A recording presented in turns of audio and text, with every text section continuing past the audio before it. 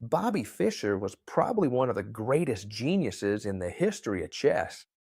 And honestly, by watching his games, we can draw quite a few conclusions that can help us improve our own chess level. In this lesson, we're going to analyze one of his games and look at all the lessons it offers us, because it's truly impressive. Bobby Fischer had the white pieces and played king's pawn, but was surprised by his opponent's unusual move, which was g6.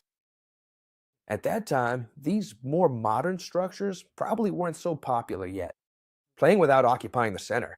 And so Bobby Fischer thought, well, logically, if my opponent doesn't occupy the center, I'll make sure to place my two pawns on d4 and e4. This way, I'll have total control over the four most important squares on the board, and therefore, I'll have good control of the game. In this case, the game continued with bishop to g7, followed by knight to c3. For now, as you can see here, the player with the black pieces is attacking the center from a distance, not placing any pawns there yet. But it's true that this bishop is already putting some pressure on the d4 square. The game continues with d6. Naturally, at some point, black wants to play knight to f6, but it can't be played right away because here Fischer's move e5 would be a severe punishment. For this knight, as you can see, it doesn't have any possible squares except a retreat to its original square, g8. These two squares are covered by the knight, g4 by the queen, and h5 indirectly by the pawn on g4, which would trap the knight. That's why black plays d6 first. Alright, at this point, it's true that white seems to have a huge space advantage. However, be careful, because this position has been deeply studied and black has counterplay. Bobby Fischer increases his space advantage with the f-pawn, f4. Be very careful when you advance the f-pawn, because you're opening up the diagonal that runs from h4 to e1, and that's an excellent diagonal for your opponent's pieces to occupy. In this case, Bobby Fischer had everything well under control. c6, knight f3, and bishop g4 from black. Alright, what happens when we face this kind of attack and our knight gets pinned? Well, for now, we can see that this pin isn't effective. Careful, it's not affected. Why? Because at this moment, you can't attack this knight with more pieces. But when they start attacking and doing weird things that you don't really understand, ask yourself one thing. What does my opponent want to do? Here, if we think for a moment, we'll realize that, for example, playing h3 would be a complete mistake because they could simply capture this knight. Bishop takes, and after queen takes. We would stop defending the d4 square, which could then be captured by the dark squared bishop. Therefore, we can quickly see that this bishop is threatening to play bishop takes f3, winning this pawn. From here, if we don't want to double our pawns with the g-pawn, so if we realize that, we need to react by overprotecting the real threat, which is the d4 square. How can we do that? Well, Bobby Fischer does it by developing a piece and defending it at the same time. With bishop to e3, probably the best move in the position. Now then, after this knight to d7, now is the right time to attack this bishop. And, in fact, we must do it with the move h3 before it's too late. As you can see here, Bobby Fischer, he threatened his bishop, which is pretty much forced to exchange itself for the knight since it can't retreat to h5 because of the move. g4, which would trap the bishop on the h5 square. It also couldn't retreat backward because it would end up very poorly placed. And most likely, with the move d5, it would end up being lost as well, although for now it could be exchanged here after pawn takes bishop. It could escape, or at least it would seem like it could escape, because after this g4, this bishop would surely have a pretty precarious future. Therefore, we can see that here, the black bishop absolutely has to be exchanged for this knight on f3. The game now continues with queen takes f3, and the player with the black pieces strengthens their center a bit from a distance. Okay, because the center is these four squares here, and they reinforce it from a distance with the move e6. Very well. Long castling by Fischer. He realizes that castling short isn't the best option because he's pushed the pawns on this flank way too far forward. And also, with this long castle, the rook is placed on the d file, which will probably already be keeping an eye on the weak point at d6. Do you know why? d6? Is it a weak point? Because its two side pawns have advanced, so no pawn is defending it. That's why it becomes a weak point and a target for attack. Knight to e7. We can see that white has a big advantage in development and space. So, since he's already castled, he can keep up the attack, as you can see here, right?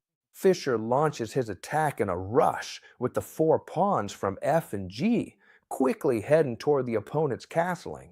Watch out for the queen, f5. They're starting to attack us from the side. I'm going to give you a tip that you can always use whenever you castle long. Before your opponent launches any kind of attack, play the move king to b1. You'll see the grandmasters always do this because it's a really effective move. Not only does it improve the king's position, but it also defends all the squares around this castling. With the king on c1, for example, this knight is out of play because if it ever moves, the queen would come in through this h2 square. So king to b1. I call it the always useful move in long castling, and you should play it before it's too late. If you're a regular on the channel, you know that in many of my games years ago, I really struggled because I didn't make this move. King to b1, and trying to go on the attack before the right moment. Pay attention here. Rook to b8. Look at what black's pieces are doing here. It's obvious. If they play the rook to b8, it's to push the b pawn, right? What they want, clearly, is to attack our king. We're going to use one of the most classic chess patterns. The difference between all of us and Magnus Carlsen is that Magnus Carlsen knows way more patterns. And when he realizes he needs to use one of those patterns, he quickly spots it and applies it in his games. So I recommend you learn as many patterns as possible. In this case, we find the classic pattern for what to do when facing a flank attack. And it goes like this. Against the flank reaction, we're going to counterattack in the center. Against a lateral attack, we will react with a central attack. So at tower b8, how can we do it? Well, quickly with e5. Why does this pattern work? Because the center is always much more important than the wing. I've studied some games, which, if you'd like, I can bring to the channel, where it seemed that black was going to checkmate us no matter what. It seemed like there was no other way. And thanks to the central counterattack, we disrupted all of black's pieces. And black were totally, how do you say this? They weren't able to carry out the attack because their pieces couldn't coordinate well together against the king. Therefore, this central attack works really well. After pawn takes, we capture with this pawn because if we take with the f-pawn, these two pawns would be left hanging, and it probably wouldn't be as strong as blocking this bishop while opening the d-file for our rook, right? And the game continues with knight to d5. All right, here, especially for those of you who are more novice, more beginner players. You'll see that they're threatening your knight with two pieces, and you'll think, well, I'll just capture theirs. That way I avoid any problems. And a lot of times, capturing just for the sake of capturing is the worst thing we can do in chess. Whenever you have to consider a capture or a piece exchange, you should evaluate who it benefits. In this case, if we play knight takes d5, it would benefit the black pieces. Even though the position would be good, they could play c takes d, they'd be opening the c-file to place their rook. That wouldn't be a good idea. It would be much better to move the knight away and place it on e4. As you can see, this knight on e4 is targeting not only f6, but especially the d6 square, which, if given to the white pieces, would be absolutely deadly for black, because the attack would be just too strong. So here, the black player decides to play bishop to f8, giving up his diagonal, which wasn't really doing anything anyway, and plays bishop f8. It's true that this bishop is delaying black's castling, but at the same time, it's defending this d6 point so that the knight can't get in. The idea now is that here, there are already quite a few threats starting to appear against white's castling. There are no defenders of the castle position, and you have to be careful because they can come in with the knights and bishops. And that's why you need to pay attention here, because I'm going for it. And here, a wonderful move is played. The bishop is moved back and placed on c1. Those of you who are more experienced will be more used to seeing this kind of move. The idea, and you can use this in your own games, is that the bishop on c1 is perfectly fine. A bishop on its original square, being a long-range piece, can come out whenever it wants. And what's more, it perfectly defends the castling, and above all, it has already cleared the way for the rook. That's why bishop to c1 is a very, very good move. b5 is coming at us with an attack. If we just sit still, we'll lose the game. So we have to counterattack. Now we're going to counterattack, this time with the f-pawn. It probably would have also been a good idea to attack with the h-pawn, although that would be a bit slower. f5, a very good move. b4 comes at us with a counterblow from the other side. Pawn takes pawn, and pawn takes pawn on e6, and now, how would you continue? Surely many of you are thinking, well, here I like, for example, coming in with a check here, right? For example, I like placing the knight on g5 to threaten queen to f7. Then the king would have to move, and this position looks wonderful for me, right? But this would quickly be neutralized, for example, with knight takes e5, attacking our queen. Then the knight could come in, sacrificing itself on c3, and after pawn takes, watch out for the rook. The queen will come in and checkmate us, so we have to be extremely careful. And that's why here, Bobby Fischer, with the cold-blooded style we're used to seeing from him, makes the last developing move of the opening that he has left, which is this bishop that's not doing anything yet, and brings it into play on c4, threatening, of course, one of the most powerful pieces Black has, which is this massive knight on e5 that could probably cause us trouble at some point. Some really strong threat, especially on the f3 square. Careful, knight takes e5. It looks like we haven't avoided the threat, but this is very easily neutralized with the move queen to g3. This queen, what it does is prevent this knight from capturing the bishop, because with x-ray vision, it's threatening the rook on b8, which is completely undefended. That's why here the player with the black pieces needs to start taking advantage. Hey, for example, play bishop to g7 to castle and connect the rooks before it's too late. Bishop to g7, the main goal, logically, is to defend this knight on d5, which is now completely undefended. Be careful, because Black always has counterplay with his bishop, the queen, and the rook to come attack our king. We always have to stay alert. Logically, we've reached a position here where we could already start to find quite a few winning combinations. Here, Bobby Fischer finds an impressive combination that's very hard to spot. If you want, you can pause the video to try to find it, but I assure you that if you don't, it's not because you lack skill, but because it's an extremely difficult combination. And I'm going to reveal it right now. The idea is to first eliminate this knight on d5 with the bishop, and after pawn takes, the move you had to see is this incredibly tough bishop to h6. Very, very beautiful indeed. The important thing, my friends, isn't whether you found it, but that you understand it now when I explain it to you. The idea is that this bishop can't be captured, because if it is, simply queen takes on e5 follows. And as you can see, the king is threatening both rooks at the same time, and this position looks completely won. The knight is also about to join the action, so capturing this bishop on h6 with the bishop doesn't seem like the best idea. So you might be asking me, well, what can Black do here then? Because surely many of you are thinking, well, what I'm going to do is defend. This bishop, for example, with king to s7. That would also be a very bad move, because then the rooks would come in along the file. Phew, the king! He would have to move aside, and probably defeat would just be a matter of time. Besides, we always have bishop takes bishop, and then queen takes knight. Therefore, here, Black finds a much better move, which is queen to 7.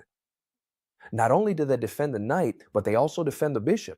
Seems like the best move in the position, right?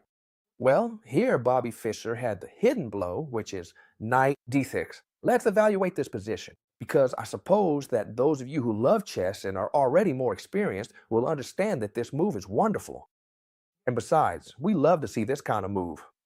First of all, you can't capture the bishop because you're in check, so you have to deal with this knight on d6. If he gets captured, they would simply lose the game, because bishop takes on g7 threatens the rook and also threatens the knight with 2 pieces. So no matter what, they would lose a piece. They move the rook, bishop takes, and when they move the queen, they would also lose the other rook. This would be a complete disaster. Therefore, it's clear that you can't take this knight, so what do the black pieces have to do? Let's see where they can move. This king.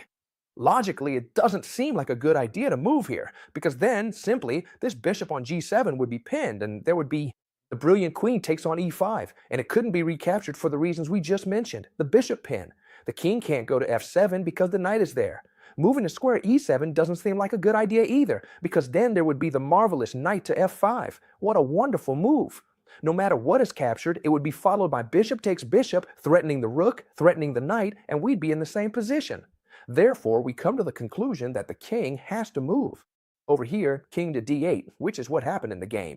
But now, look at this geometric marvel of chess that, if you're more experienced, you'll spot right away. You can pause the video here. We have a winning combination, which is as follows. Look, it seems straight out of a textbook. Bishop takes on g7, exchanging the bishop on g7, and now the queen is momentarily sacrificed on e5. Queen takes e5. Logically, it must be captured, because otherwise a piece would be lost, but it's quickly recovered. Thank you. With this triple check, knight to f7, check, no matter where the king goes, the king will be recaptured with knight takes e5. And on top of that, this double attack is being threatened here. If they come to defend, this other double is threatened here, not to mention we have an extra piece. So, without a doubt, this game is absolutely and entirely won now. What you think? Impressive or not? Well, if you like this kind of lesson, leave me a big like. As always, I'll leave you all the articles. And I recommend for you to keep improving, just right down here in the description. As a new feature, of course, you now have the masterclass prepared for you by Grandmaster Mauricio Flores, who has chosen the King's Indian structure, which is one of the most popular structures in chess and appears in most games, no matter which opening is played. He explains how to win with both white and black, and you can find it below in the description. You also have the book we wrote a couple of months ago, and you also have a free subscription to the newsletter where every Sunday I send you extra content. So you have everything right down here in the description. It's all worth it. So I hope you loved it, and we'll see each other again tomorrow, as always, friends, in the next video. Goodbye.